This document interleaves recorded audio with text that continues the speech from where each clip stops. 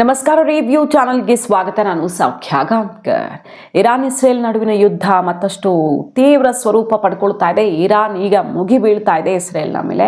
ಇನ್ನೊಂದು ತಿಂಗಳಂತೂ ಇದು guarantee continue ಆಗುತ್ತೆ ಅನ್ನೋದನ್ನ ಟ್ರಂಪೇ 4 ವಾರಗಳ ಗಡುವು ಹಾಕಿ ಘೋಷಣೆನೂ ಮಾಡಿಬಿಟ್ಟಿದ್ದಾರೆ.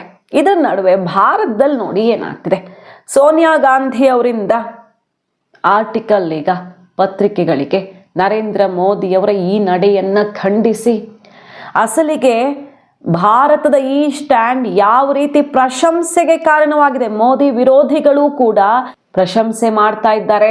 ಭಾರತದ ಒಳಿತಿಗಾಗಿ ಈ ಸ್ಟ್ಯಾಂಡ್ ತುಂಬಾ ಚೆನ್ನಾಗಿದೆ ಅಂತ. ಕಾಂಗ್ರೆಸ್ ಯಾಕೆ ಹಾಗಾದ್ರೆ ಈ ರೀತಿಯಲ್ಲಿ ಎಕ್ಸ್ಟ್ರೀಮ್ಗೆ ಹೋಗಿ ಇದನ್ನು ಖಂಡಿಸ್ತಾ ಇರೋದು? ಇಲ್ಲಿ ಪ್ರತಿಭಟನೆಗಳು ಬಾಂಗ್ಲಾದಲ್ಲಿ ಅಥವಾ ಇನ್ನೆಲ್ಲಾದರೂ ಹಿಂದೂಗಳ ಮೇಲೆ ದಾಳಿ ಆದಾಗ ಯಾವುದೇ ಪ್ರತಿಭಟನೆ ಭಾರತದಲ್ಲಿ ಆಗಲ್ಲ. ನಮ್ಮ ಹಿಂದೂಗಳಿಗೆ ಬೇರೆ ದೇಶದಲ್ಲಿ ತೊಂದರೆ ಆದಾಗ ಯಾವ ಪ್ರತಿಭಟನೆನೂ ನಮ್ಮ ದೇಶದಲ್ಲಿ ಆಗಲ್ಲ.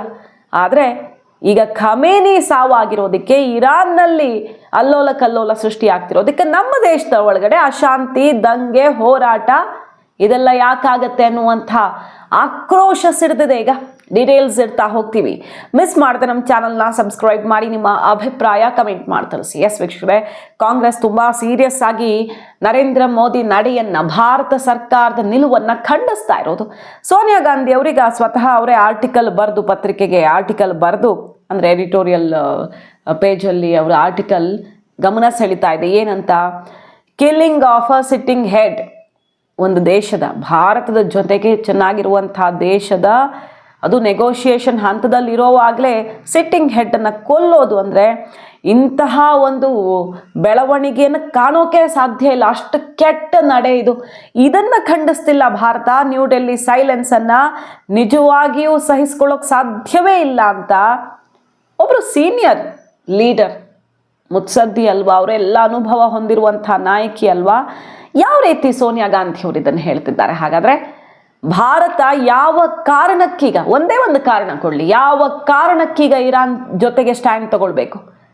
ನಾವು ಅರಬ್ ರಾಷ್ಟ್ರಗಳ ಜೊತೆ ತುಂಬ ಚೆನ್ನಾಗಿದ್ದೀವಿ. ಈಗ ಬಹುತೇಕ ಮುಸ್ಲಿಂ ರಾಷ್ಟ್ರಗಳೇ ಇರಾನ್ ವಿರುದ್ಧ ತಿರುಗಿಬಿದ್ದಿರೋದು. ಇರಾನ್ ಒಬ್ಬಂಟಿಯಾಗಿದೆ. ಎಲ್ಲ ಮುಸಲ್ಮಾನ್ ರಾಷ್ಟ್ರಗಳು ಕೂಡ ಇರಾನ್ ವಿರುದ್ಧದ ಈ ದಾಳಿಯನ್ನು ಬೆಂಬಲಿಸ್ತಾ ಇರೋದು. ಮತ್ತು ನಮಗೆ ಈ ರಾಷ್ಟ್ರಗಳ ಜೊತೆಗೆ, UAE ಜೊತೆಗೆ, ಎಲ್ಲ ಕೊಲ್ಲಿ ರಾಷ್ಟ್ರಗಳ ಜೊತೆಗೆ ತುಂಬ ಒಳ್ಳೆ ಸಂಬಂಧ. ನಮ್ಮ ಜನ ಹೋಗಿ ಕೆಲಸ ಮಾಡೋದಲ್ಲಿ ಸಿಕ್ಕಾಪಟ್ಟೆ ಸಂಖ್ಯೆಯಲ್ಲಿದ್ದಾರೆ. ನಮ್ಮ ದೇಶಕ್ಕೆ ಅಲ್ಲಿಂದ ಅನುಕೂಲ ಆಗ್ತಾ ಇದೆ. ವ್ಯಾಪಾರ, ವಾಣಿಜ್ಯ ಮತ್ತು ಈ ಕೆಲಸ ಮಾಡಿ ಅವರ ಇನ್ಕಮ್ಮು ಎಲ್ಲನೂ ದೇಶಕ್ಕೆ ಲಾಭ ತಾನೆ. ಆ ದೃಷ್ಟಿಯಲ್ಲಿ ನೋಡೋದಕ್ಕೆ ಹೋದರೂ ನಾವು ಇರಾನ್ ಜೊತೆ ನಿಲ್ಲೋದು ಒಳ್ಳೆಯದಲ್ಲ.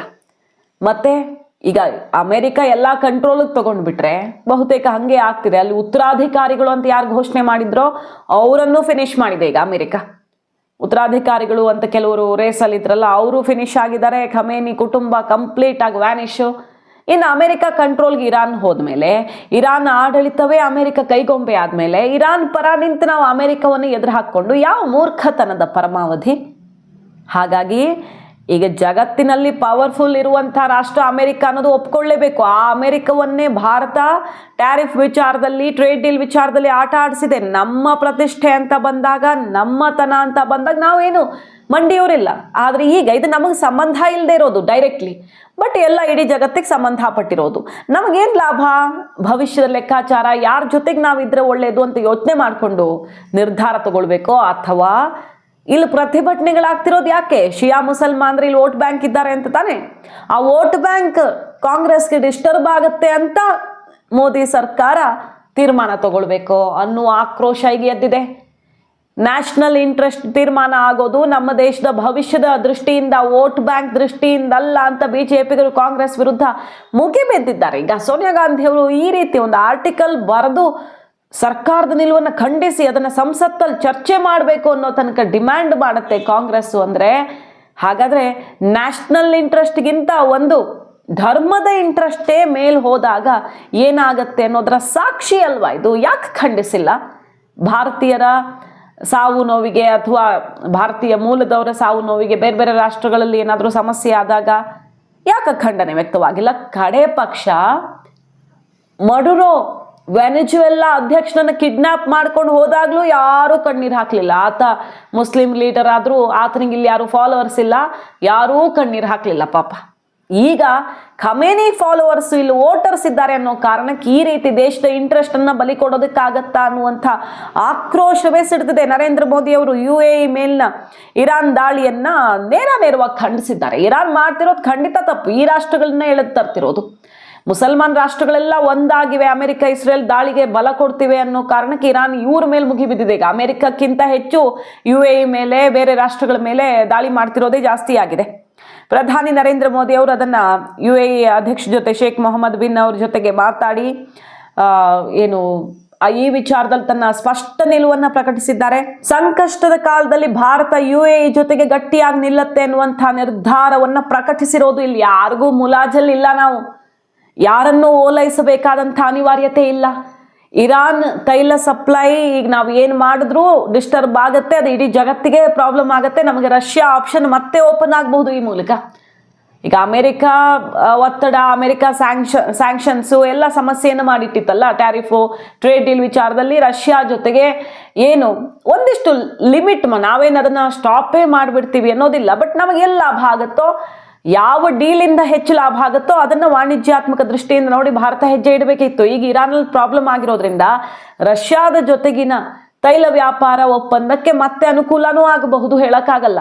ಮತ್ತೆ ಇರಾನ್ ಮೇಲಿನ ಸ್ಯಾಂಕ್ಷನ್ಸು ಮತ್ತೊಂದು ಸಮಸ್ಯೆಗಳು ತಲೆನೋವಾಗಿರ್ತಿತ್ತು. ಈಗ ಅಮೆರಿಕ ವಶಕ್ಕೆ ಅಥವಾ ಅವರ ಕಂಟ್ರೋಲ್ಗೆ ಇರಾನ್ ಬಂದರೆ ಭಾರತಕ್ಕೆ ಇನ್ನೂ ಅನುಕೂಲನೇ. ಮುಂದಿನ ದಿನಗಳಲ್ಲಿ ತೈಲ ವ್ಯಾಪಾರದ ದೃಷ್ಟಿಯಿಂದ ಸ್ಯಾಂಕ್ಷನ್ ಸಮಸ್ಯೆ ತಲೆನೋವೇ ಇರಲ್ಲ. ಸೊ ನಮಗೆ ಇರಾನ್ ಮೇಲಾಗಿರುವ ದಾಳಿ, ಇರಾನ್ನಲ್ಲಿರೋ ಡೆವಲಪ್ಮೆಂಟು ಭವಿಷ್ಯದಲ್ಲಿ ಪೂರಕವಾಗ ಎಲ್ಲ ಪರಿಣಮಿಸತ್ತೆ. ಹಾಗಾಗಿ ನಾವು ರೈಟ್ ಡಿಸಿಷನನ್ನು ತಗೊಂಡಿದ್ದೀವಿ.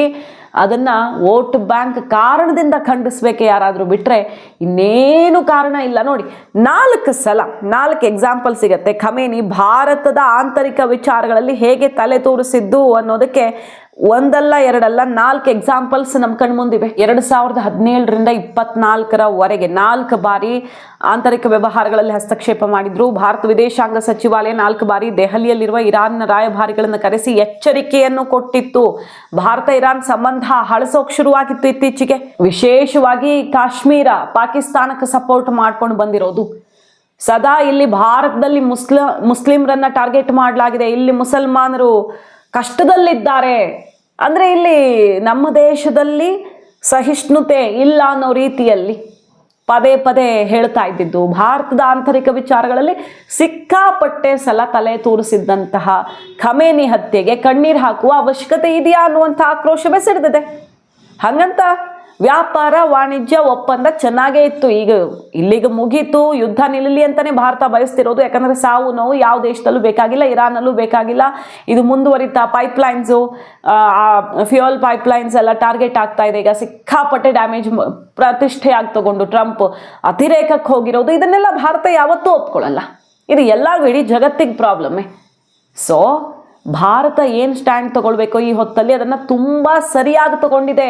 ಮೋದಿ ಟೀಕಿಸೋರು ಕೂಡ ಇದು ಭಾರತದ ಭವಿಷ್ಯ ದೃಷ್ಟಿನ ಒಳ್ಳೆಯದು ಅಂತಿದ್ದಾರೆ. ಎಕ್ಸ್ಪರ್ಟ್ಗಳ ಒಪಿನಿಯನ್ ಎಲ್ಲ ಗಮನಿಸ್ತಾ ಇದ್ರೆ ನಾವು. ಆದರೆ ಕಾಂಗ್ರೆಸ್ ಯಾಕೆ ಮತ್ತು ಕೆಲವು ರಾಜಕೀಯ ಪಕ್ಷಗಳು ಯಾಕೆ ಈ ರೀತಿ ಮುಸಲ್ಮಾನ್ ಓಲೈಕೆಗೆ ಕೂತಿರೋದು ಅನ್ನೋದೇ ಆಶ್ಚರ್ಯ ಆಗಿದೆ. ನ್ಯಾಷನಲ್ ಇಂಟ್ರೆಸ್ಟ್ಗಿಂತ ಇದು ಮೇಲಕ್ಕೆ ಹೋಗೋದು ಒಳ್ಳೆಯದಾ ದೇಶದ ಭವಿಷ್ಯದ ದೃಷ್ಟಿಯಿಂದ ಅನ್ನೋದು ಮಾಹಿತಿ ಇಷ್ಟ ಆಗಿದ್ರೆ ಮಿಸ್ ಮಾಡಿದ್ರೆ ನಮ್ಮ ಚಾನಲ್ನ ಸಬ್ಸ್ಕ್ರೈಬ್ ಮಾಡಿ, ನಿಮ್ಮ ಅಭಿಪ್ರಾಯ ಕಮೆಂಟ್ ಮಾಡಿ ತಿಳಿಸಿ. Thank you.